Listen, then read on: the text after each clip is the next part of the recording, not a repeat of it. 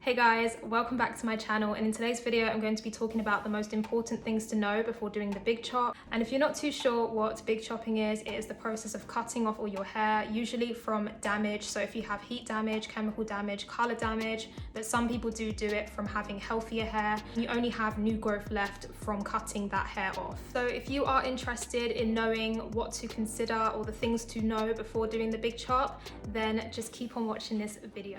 Tip number one for considering to do the big chop is you want to establish why you want to do it, why you want to cut your hair off, and the reason behind it. Some people might cut it off because they have some form of damage. So if you have maybe heat damage, color damage, even damage from the weather, damage from using relaxers, or maybe just from not handling your hair right on a day-to-day basis. Some people also big chop because they do want to have a change, they want to change up their hairstyle, they don't want to have longer hair anymore. I'll give an example for my main reason of big chopping. Me, I just have been thinking about it for years. I just never really had the confidence to get it done. Pretty much throughout all of 2020, I just got so fed up of my longer hair. I wanted to finally do the big chop. I felt like I was ready. So I finally made an appointment in July 2020, and I had my appointment for my big chop in August 2020. And I do actually have an Instagram highlight of the salon that I went to and my experience there. So if you do follow me on Instagram, then you can check out my Instagram highlight. The second tip that I want to mention if you are considering to do the big chop is to write down the pros and the cons of doing it and how it will or will not benefit you. If you're not too sure where to start with this, you can search it online. You can also sit down with a trusted friend or a loved one if they were to do the big chop, things that they might consider to be a pro and a con, or you can do it by yourself. But writing down the pros and cons before getting the big chop done is very important, on top of knowing why you want to get the big chop done. It will really just give you more clarity. I'm not going to get too much into this because I do have another video that I am also going to be posting this week. But one pro might be that it's much quicker. It's definitely easier when you have shorter hair, and you might want to consider this if you are a very busy person. So if you have a very busy work schedule, you just don't have time like that for yourself, and you want something that's just quick and easy, that might be one reason to do the big chop. And a con might be that definitely less styles and versatility in comparison to having longer hair, because you can't do as many styles. You can still do things like wigs and braids, but if you are just wanting to just wear your natural hair out, then do keep that in mind if you are someone who does like a lot of versatility for your hair. My third tip is you want to have an idea of the type of shape that you are wanting to go for when getting your hair cut. I think a lot of times people think that when you have shorter hair that you don't have to have shape to it, but that is completely untrue. There are so many different styles out there that you can go for your shorter hair. I was really torn between getting the pixie cut or the tapered cut, but I did end up leaning more towards the pixie cut. But there are many styles that you can choose from. There are bob styles, there are styles where you can shave maybe one half and keep the other half short or slightly longer.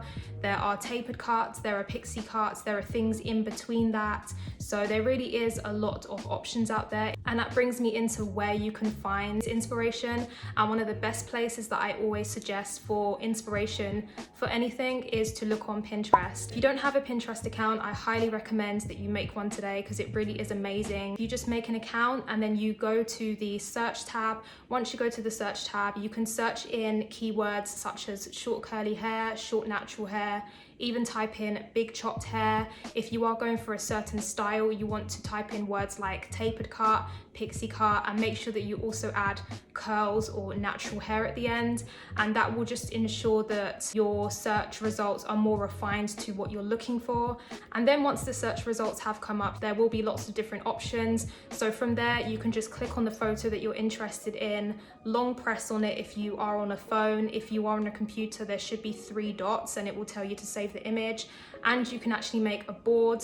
I do highly suggest to make a Pinterest board if you are looking for different hair shapes for your shorter hair. The second social media platform that I actually want to suggest other than Pinterest is Instagram. Instagram is an amazing place to look for inspiration. You can actually save posts, you can save it to your collection, you can make a special folder just for that specific subject. So I have lots of different folders on my Instagram and I just use it for inspo, a little bit like Pinterest. Pinterest. Best way to find inspiration on Instagram is through hashtags and natural hair pages.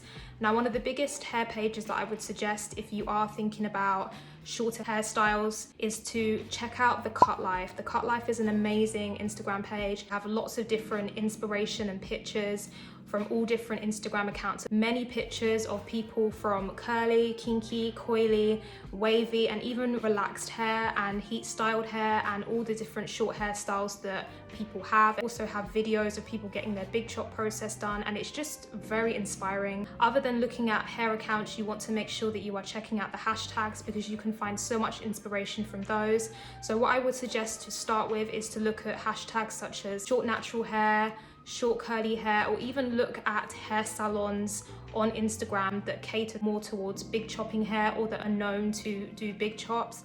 Tip number 4 is to stick to people who have a similar or somewhat similar texture to you.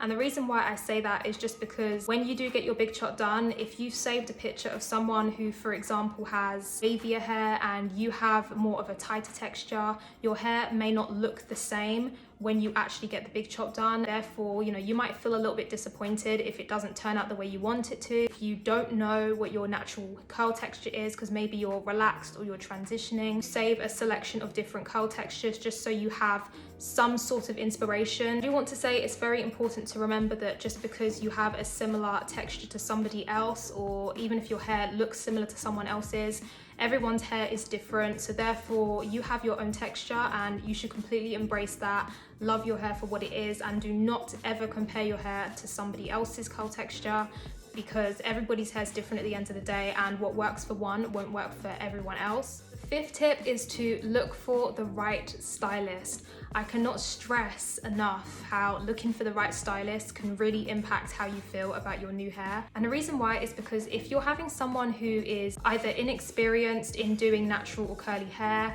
or if they just don't seem to know what they're doing, you're not going to feel confident in your new hair. That's why I suggest to find someone that you know or that you trust to do your big chop, whether that is a specialist or hairdresser or a trusted friend that maybe has cut your hair before and it's turned out great and you have full confidence that they know exactly what you want from your hair. The first step is to look for stylists or hairdressers that cater their services to people with curly or natural hair. The next step is you want to look for specialists near your area. Best places to start to look for curly hair specialists within your area is to search on Google. If you type something such as curly haircuts, natural haircuts, and then you put the area that you're from. For me, it would be London. If you don't find anything on Google, that is completely okay. If you do have an Instagram account, that is another suggestion that I would recommend, to look for curly hair salons within your area. So if you go to the hashtags, you can actually search, for example, curly hair salon, natural hair salon, put your area or postcode or the nearest city near you after that keyword. It might come up with hashtags. It can also come up with pages related to what you're searching for. If you have found a place that you are considering to go to, the next step is to look for everything there is to know about this place that you want to go. So look up their portfolio, their photos, the reviews that people have left about this hair salon, and preferably look for names if you can, so stylist names and photos within that review, because then you'll have an idea of who to go to if you do want to book an appointment with them. Another thing I would also suggest is to look up their Instagram pages and their recent work and who done that work. If it doesn't say in the picture, you can DM them on Instagram and just ask politely. You can even leave comments on their pictures. And also don't be afraid to contact the hair salon that you want to go to, whether that's through email, through phone, through Instagram DMs. Do not be afraid to contact them to ask questions about their services. Also make sure that you check their prices and if it is within your budget. And I do know that some hair salons do charge slightly more money for services if your hair is slightly longer, so do keep that in mind and do ask questions about the prices as well, but do not go to an appointment and you don't know how much you're paying, because you don't need to be conned of your money. It's 2021. No.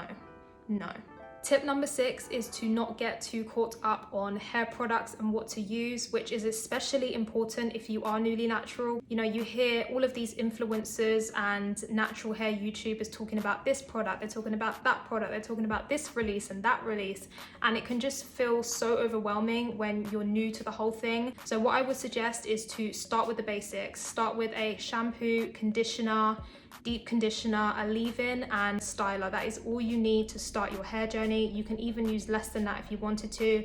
You could even just cut out the conditioner and go straight in with the deep conditioner. And when you are looking for hair products, start with the cheaper products and the cheaper brands, and from there you can really grasp what does and doesn't work for you instead of spending more money on things that might not work. If you are someone who does like to change up your products a lot, there are many brands out there that offer travel size products, they offer sample size products, and they do also typically cost less money because there's less product that you're getting. Then you can determine over 1 or 2 uses whether this product is suitable for you. I am also planning to do a video soon on how to start your natural hair journey this year, so if you are interested in a video like that, then make sure that you leave it in the comments below. And the last tip that I want to mention in this video is to trust your decisions in what you are choosing to do. Trust after it's happened. Just trust everything. Do it when you are ready and do not turn back. Don't turn back from your decision. Just move forward.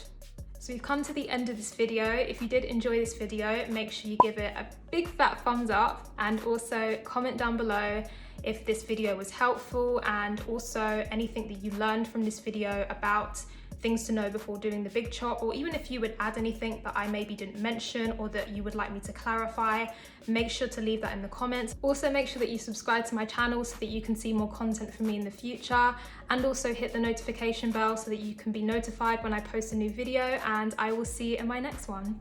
Bye.